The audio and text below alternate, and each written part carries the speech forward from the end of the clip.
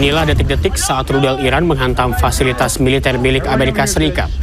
Tentara Amerika Serikat harus berlindung di bunker yang ada untuk menghindari serangan Iran. Iran pun terus melancarkan serangan balasan ke sejumlah target militer milik Amerika Serikat di Timur Tengah. Everybody over here is good. Good. I saw that one. Lebih dari 1 juta warga Iran dimobilisasi di tengah meningkatnya spekulasi rencana operasi darat oleh Amerika Serikat dan Israel. Teheran menegaskan kesiapan menghadapi kemungkinan konfrontasi langsung di wilayahnya.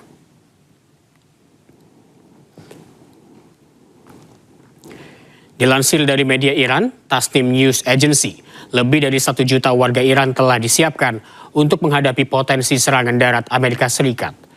Laporan ini muncul setelah kabar mengenai operasi darat terhadap Iran diduga telah direncanakan oleh Amerika Serikat. Media militer Iran menyatakan kesiapan penuh dan menyebut wilayah Iran sebagai medan tempur bagi pasukan yang terlatih.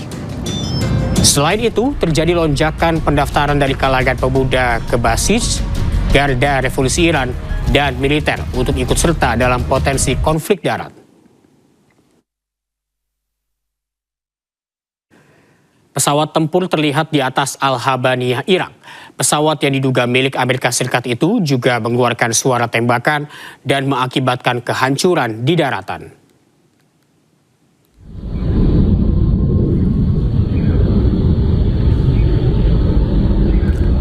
Suara tembakan berasal dari pesawat tempur yang melintas di langit Irak. Diduga ini adalah serangan dari Amerika Serikat. Kementerian Pertahanan Irak menyebut ada 7 personel militer yang terluka dan 13 orang lainnya cedera. Perdana Menteri Irak Mohammed Shia al-Sudani menginstruksikan Kementerian Luar Negeri untuk memanggil Duta Amerika Serikat dan menyampaikan protes resmi. Sementara itu dari Washington, Amerika Serikat, belum ada konfirmasi soal serangan ini.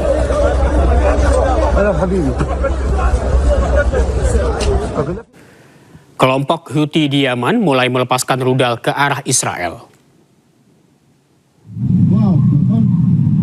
Rudal yang diklaim milik kelompok Houthi di Yaman terlihat jatuh di kota Eilat, Israel. Sirine udara diaktifkan di kota Dimona, Beersheba, dan Eilat. Serangan berlangsung beberapa jam setelah kelompok Houthi memperingatkan Israel tentang kemungkinan intervensi militer langsung jika perairan Laut Merah digunakan Amerika Serikat Israel untuk menyerang Iran.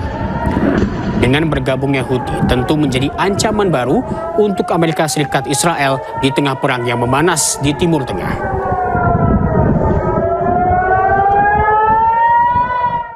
Eskalasi perang Iran memasuki babak baru yang lebih berbahaya.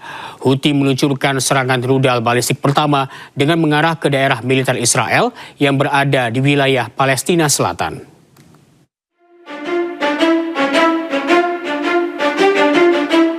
Kelompok Houthi melakukan intervensi militer langsung dalam konflik Timur Tengah dengan melakukan serangan ke Israel Sabtu waktu setempat. Serangan yang dilakukan dari Yaman sebagai bentuk aliansi baru untuk terlibat dalam perang melawan Amerika Serikat dan Israel. Peluncuran operasi militer pertama mereka ke Israel menargetkan daerah permukiman dan bangunan militer milik Israel di Palestina Selatan. Angkatan bersenjata Yaman telah melakukan operasi militer pertama menggunakan rentetan rudal balistik. Di sini memberikan kesempatan kepada para simpatisannya, termasuk proksi-proksinya, termasuk bulan kedua salah satunya Houthi ya. Houthi sejak Oktober 2025 tidak pernah beroperasi di luar Yaman. Jadi baru kali ini untuk pertama kalinya Houthi ikut terlibat. Dan Houthi sendiri punya rekam jejak sebetulnya melakukan serangan kepada kapal-kapal di Laut Merah. Jadi ini nanti akan menjadi hal yang sangat buruk ketika checkpointnya double. Ada Selat Hormuz dan ada terusan Suez begitu ya. Jadi ada 2 titik nanti yang akan mengganggu jalur perdagangan internasional. Dan ini kalau memang benar terjadi, maka akan jadi sejarah paling buruk dalam peperangan yang ada di muka bumi ini dan kemudian berdampak langsung kepada energi dunia ya. 80 tahun kayaknya tidak pernah ada kasus-kasus seperti ini. Jadi ini ini adalah hal yang sangat dihindari, sehingga wajar ketika publik di Amerika demo besar-besaran, ya ada knocking dan lain-lain. Kalau tadi ditayangkan sampai 8 juta orang diprediksi ya, begitu juga kelompok Yahudi yang anti Zionis di sana. Karena ini nanti yang akan terdampak dalam jangka panjang adalah nama baik, nama besar, dan jangka panjangnya adalah generasi muda dari Amerika itu sendiri yang harus mungkin meminta maaf karena kebijakan ini ya mengancam perdamaian dunia dan tentunya ikut merugikan berbagai negara. Kini dengan masuknya secara aktif melalui serangan rudal jarak jauh, peta konflik menjadi semakin rumit. Dunia internasional mengkhawatirkan bahwa keterlibatan Yaman akan memperluas zona perang di Laut Merah yang merupakan jalur perdagangan vital. Konflik Amerika Serikat-Israel dengan Iran meluas.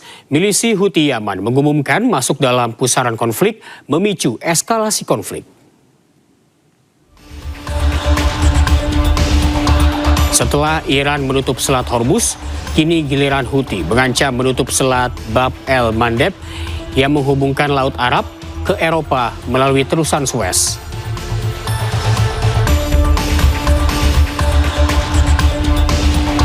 Jika Selat Bab el-Mandeb ditutup, kapal yang akan menuju Eropa melalui Laut Arab harus memutari benua Afrika. 12% minyak dunia diangkut melalui Selat Bab el-Mandeb per harinya.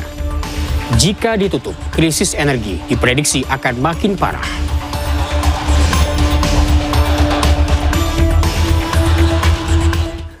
Pemirsa, perang darat yang kian dekat membuat mantan kepala kontra terorisme Amerika Serikat, Joe Ken, meminta rakyat Amerika Serikat untuk menghubungi pemerintah agar perang berhenti.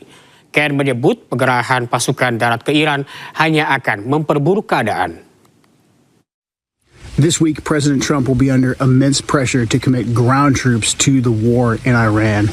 This would be a catastrophic escalation that will only result in more bloodshed and further escalate this disastrous war. It is critical that we, the people, have our voices heard.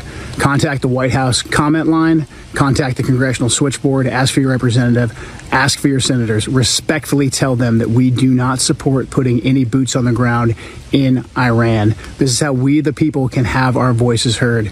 It's critical that we pray for peace, but it's also critical that we work towards peace. Respectfully contact your elected officials and let them know we, the people, do not support. Sementara itu, ratusan warga Seoul, Korea Selatan berkumpul dan berunjuk rasa di gedung kedubes Amerika Serikat dan Israel.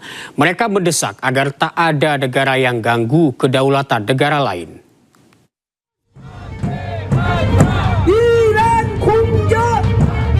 Ratusan orang berunjuk rasa menuju kedutaan besar Amerika Serikat dan Zionis Israel di Seoul.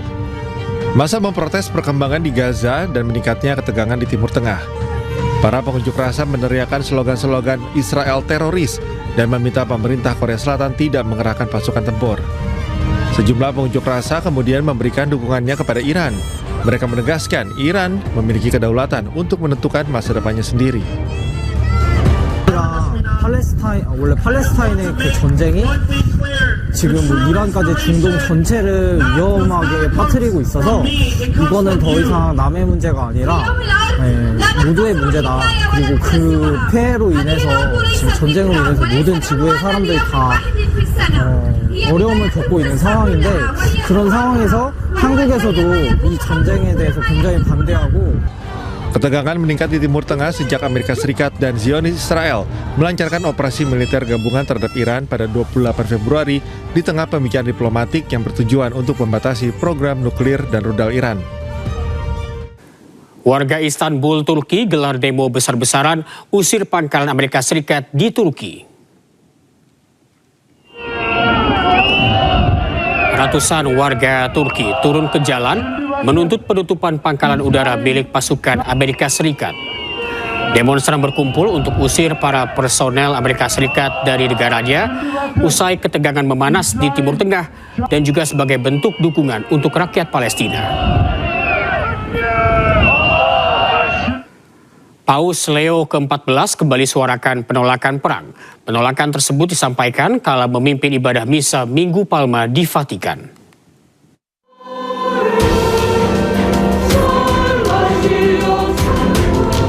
Paus Leo XIV kembali menggembangkan penolakan perang. Kali ini Paus memanfaatkan Misa Minggu Palma untuk menyuarakan penolakan itu. Paus memimpin Misa Minggu Palma di Vatikan. Palma adalah hari Minggu terakhir yang menandai dimulainya Pekan Suci. Perayaan ini mengenang peristiwa masuknya Yesus ke Yerusalem sebagai Raja Damai. Dalam khotbahnya, Paus Leo XIV berulang kali mengucapkan Raja Damai. Ia mengungkapkan Tuhan selalu menolak kekerasan.